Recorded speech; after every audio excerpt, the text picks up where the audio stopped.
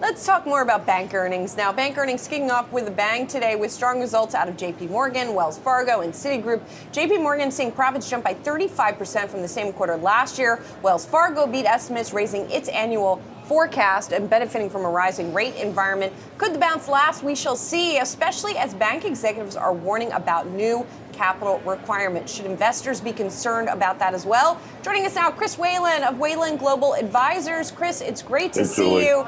And I actually want to start there with these new capital requirements, which the banks are sounding the alarm on.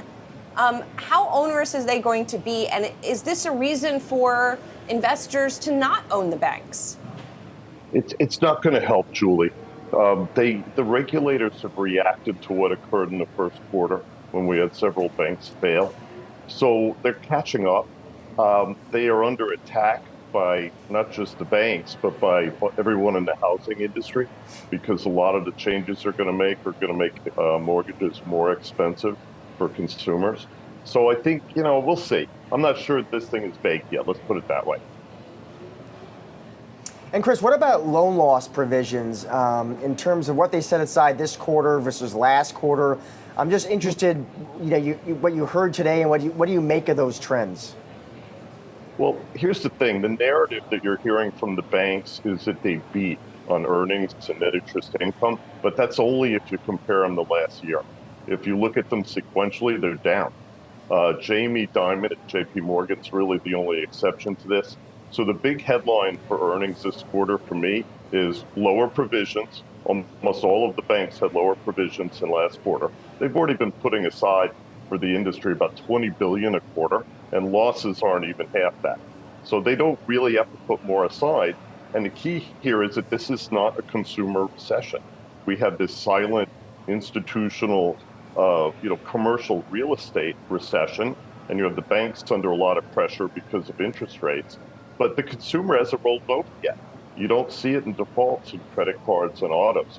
So, a lot of people have been predicting the end of the world, but you just don't see it in earnings. I think they're a year early, to be honest with you. And the big issue for the banks is loans. They got to go find the assets.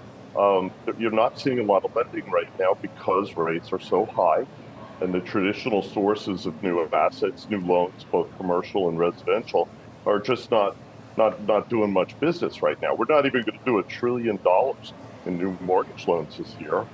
Commercial is also very quiet because nobody knows how to value these assets. That's the big issue. If we see another bank roll over this quarter or in the fourth quarter, the FDIC is not going to be able to sell them because rates are still rising. It's hard to sell assets if you don't know what they're worth. And Chris, you did mention there just a subject we talk a lot about here, commercial real estate. I mean, obviously office buildings not filling up like they once were. How much of a risk of that do you think is for the sector? And are there certain names, Chris, that you think, hey, they're more exposed than others?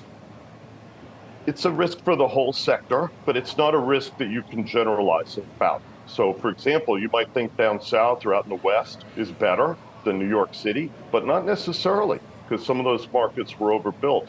Each bank is going to deal with their commercial defaults the way they usually do, which is to slow walk the loss recognition, put them on ice for a year or two, and see if they can find a buyer. That's the way banks deal with commercial real estate. So I think, it depends on who you look at, but look at New York City. The city is full of tourists. The buildings are empty. So over time, if you follow the commercial press, you're going to see that most of these assets are going to be restructured, the B, C, D kind of properties. The A properties are still okay, but getting people to come back to the office has just not been successful so far. So obviously there are some challenges still for the banks here, but I'm always struck by the sort of tone versus how they do. I mean, these first three big banks that we heard from, I think we can say they did well, right? I mean, even though Citigroup shares didn't do much today, they did better than the rhetoric, it seems like. Well, because so do you buy the banks here, I guess? Yeah, it's not a bad quarter, Julie. But the problem is that there's no visibility on earnings this year. If anything, we're expecting down. You look at the analysts, that's what they're predicting. So I think the problem for the industry is that funding costs are still rising a little faster than asset returns. If you were going to, summarize it, that's what's going on. And Chris, did you hear anything today which maybe gives you some clues about what we could hear from Goldman and Morgan Stanley when they report next week? Goldman, October 17th, Morgan Stanley, October 18th? Well, clearly, if you looked at the investment banking and capital markets lines at JP, they're pretty soft.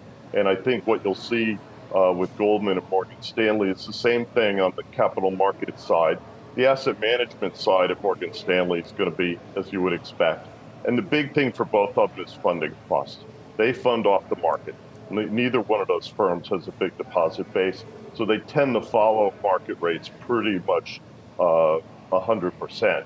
And that is going to, it'll slow them down. They had great funding 2 years ago. And Goldman has a lot of institutional businesses, even after they got rid of markets, by the way, that are still generating pretty outsized credit losses. So I would watch credit with Goldman when they report next week. Chris, who do you think is best positioned? Now that we've heard from three, obviously we still have a lot to go. But who do you think is best positioned right now? Well, Wells is the most improved student in the class. You can see that in the stock. They are slowly getting their act together, but they've also cut back a lot of their traditional institutional businesses. They're getting out of mortgage. They're not buying third-party mortgages anymore, which is a big deal. And I would also say that Jamie Dimon, he's got 8-10 points of efficiency advantage over all the other big banks. How do you compete with that? And even if you take First Republic out of the numbers, he's still killing it in terms of controlling his expenses. So you look at Citi, they have to get down into the low 60s in terms of efficiency before they can even be considered credible. And that's how they're going to get the institutional investors to come back and support the stock. So I like Wells. I've been owning New York Community Bank, as you know, since the Signature transaction. They're the second largest warehouse lender in the U.S. after JP. A little bank, but now they're a national. And the funding that they picked up from Signature was transformational.